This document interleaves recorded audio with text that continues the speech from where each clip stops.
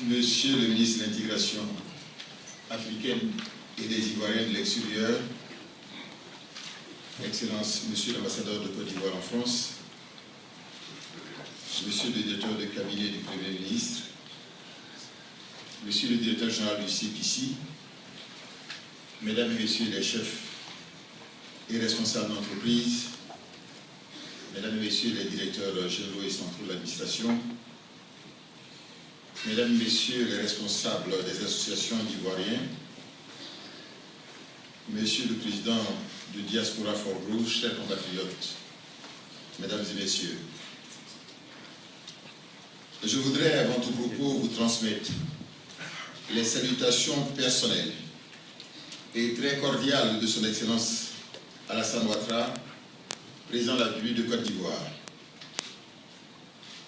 Il me charge de vous dire combien il aurait aimé être avec vous pour partager vos aspirations au bien-être, tant dans votre pays d'accueil que dans votre pays d'origine, la Côte d'Ivoire. Devant présider personnellement plusieurs panels et activités du Forum des pays émergents se tenant à Abidjan du 21 au 22 juin 2013, il a bien voulu désigner le ministre Ali Koulibaly et moi-même pour le représenter au présent Forum de Paris intitulé Diaspora for Growth. Je voudrais donc, avec le ministre Ali Koulibaly, adresser à tous les participants à ce forum nos salutations fraternelles et nos vifs remerciements pour le grand intérêt manifesté pour cette grande rencontre. Nos remerciements s'adressent en particulier aux organisateurs de ce forum, le CPC et ses partenaires, pour l'aimable invitation qui nous est faite de présider cette rencontre.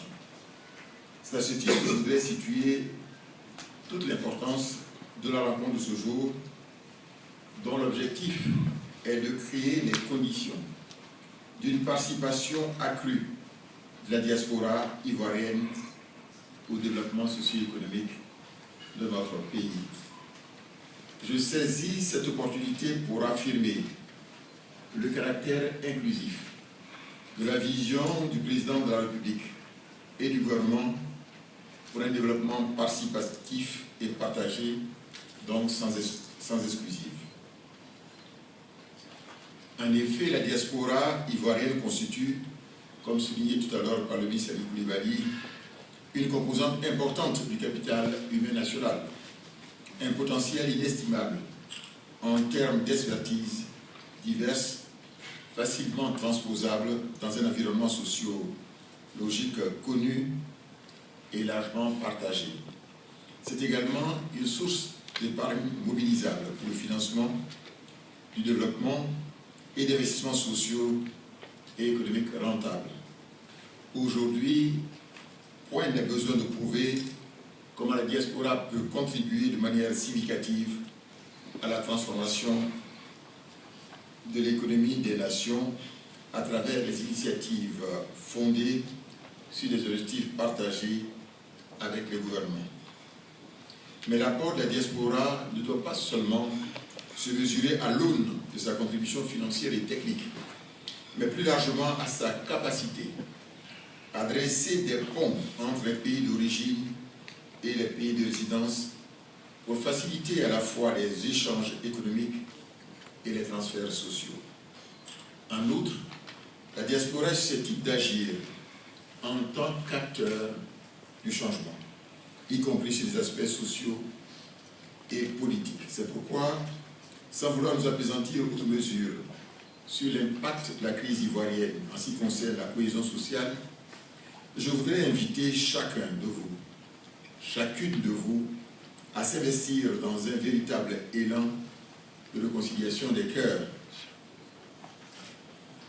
Le gouvernement, avec l'appui des amis de la Côte d'Ivoire, dont la France, s'emploie à créer les conditions d'un engagement plus accru de tous les Ivoiriens à l'effort collectif de développement économique et social.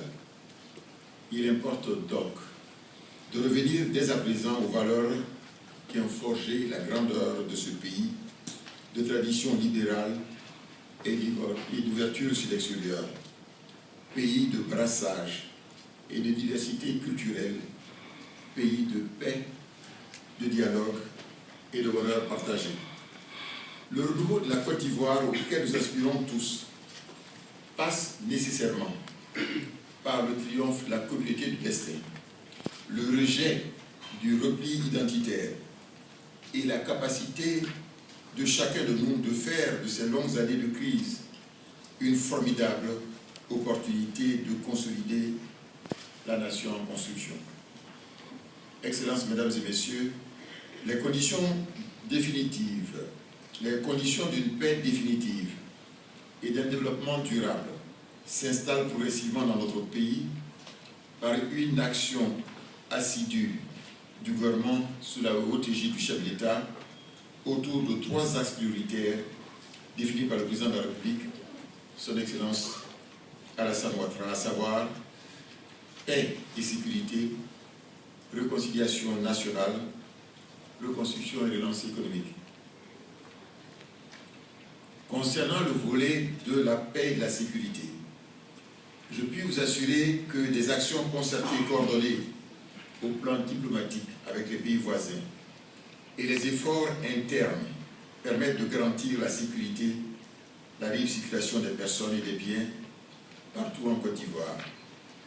La mise en place en août 2012 du Conseil national de sécurité, présidé par le président de la République lui-même, rencontres qui ont lieu de manière hebdomadaire au même titre que le Conseil des ministres, est le gage de l'efficacité de l'action dans ce domaine.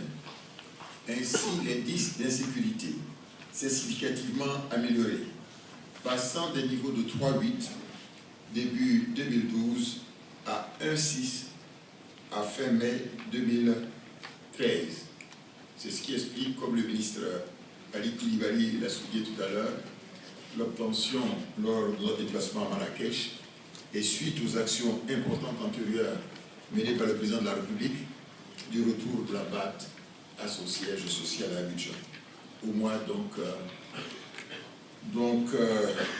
partir du mois de juillet 2013, et vous le savez probablement, en fin décembre 2013, nous aurons 500 cadres à Abidjan, et le conseil d'administration, le président de la BAT sera à Abidjan en avril 2014, et tous les restes des cadres seront là, avant donc le cinquantenaire, rappelé tout à l'heure par le ministre Ali Koulibaly, en novembre 2014.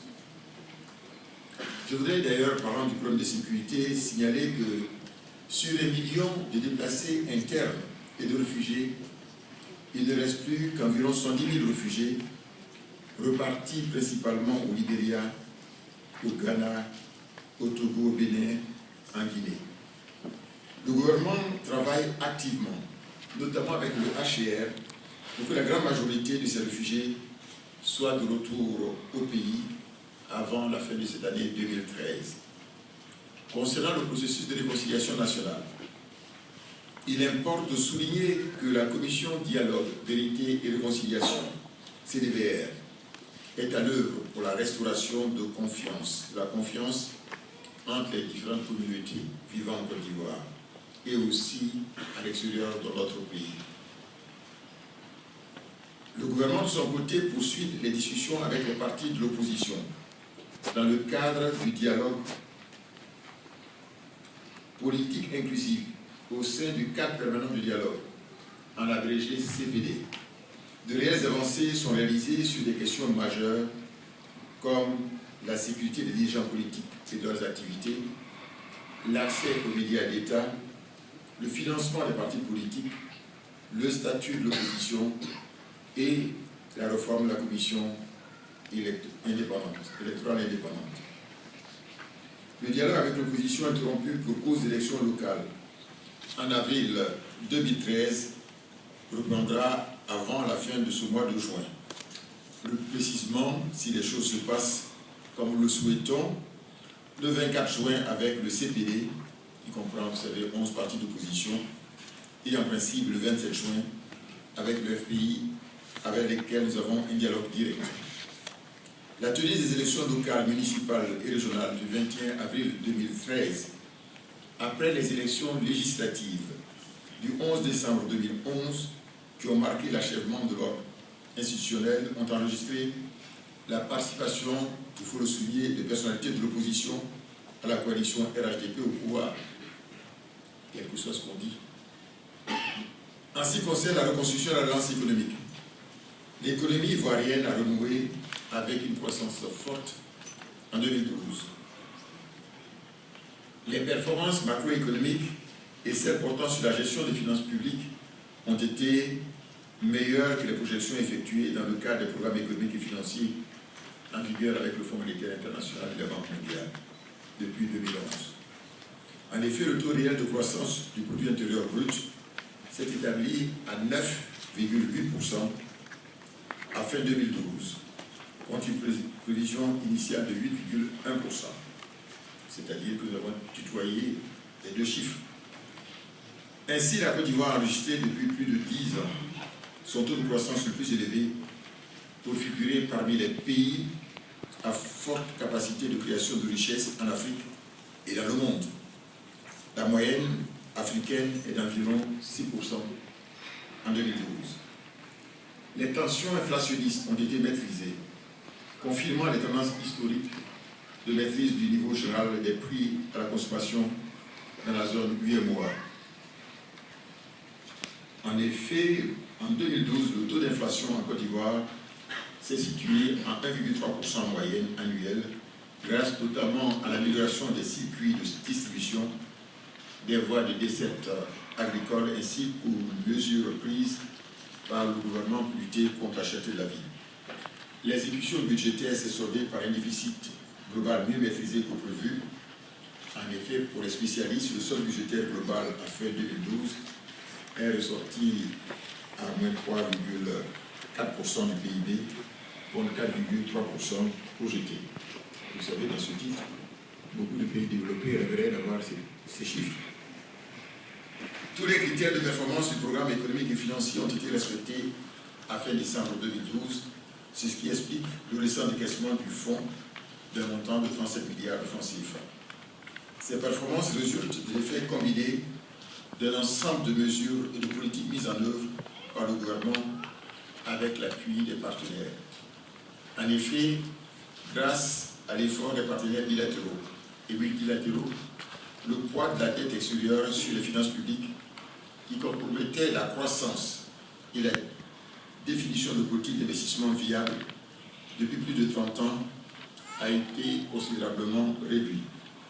Ainsi, après l'atteinte du point d'achèvement de l'initiative du BTE en juin 2012, la dette extérieure hors contrat de désendettement et de développement CDD avec le gouvernement français, qui constitue des investissements directs à impact effectif sur la population. Donc, cette dette extérieure ne représente plus, à fin 2012, que 19% du PIB, contre 67,9% en 2007. En ce qui concerne les politiques mises en place par le gouvernement, elles portent notamment sur la normalisation de la situation sécuritaire. Nous en avons parlé tout à l'heure.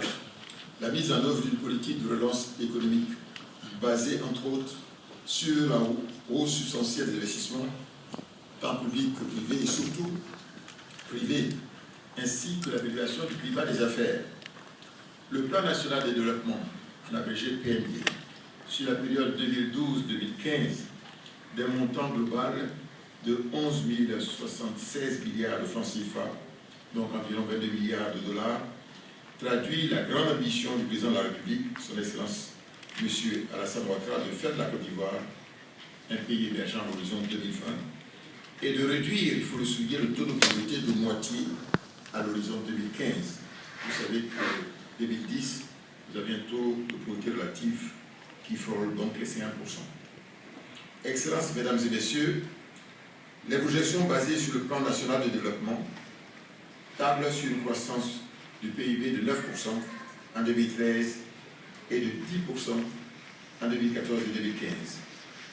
Ces projections, qui sont fondées sur les potentialités agricoles, minières et minérales, tiennent compte des effets d'amélioration du climat des affaires pour une augmentation des investissements privés qui représente au moins 60% de l'effort d'investissement. nationale. Fidèle à sa tradition d'économie libérale et d'ouverture sur l'extérieur, les réformes visent à renforcer le rôle du secteur privé comme principal moteur de la croissance. Sur cette base, le taux d'investissement global devrait passer de 13,7% du PIB en 2012 à 23,5% en 2015, soit près du haut niveau atteint dans les années 70, caractérisé par le groupe économique en Côte d'Ivoire. Pour la période 2013-2015, les investissements réalisés sont de 9 509,9 milliards de francs CFA, dont 5 324 milliards attendus du secteur privé. Je vous donne tous ces chiffres-là, c'est pour vous inviter justement à investir fortement dans votre pays.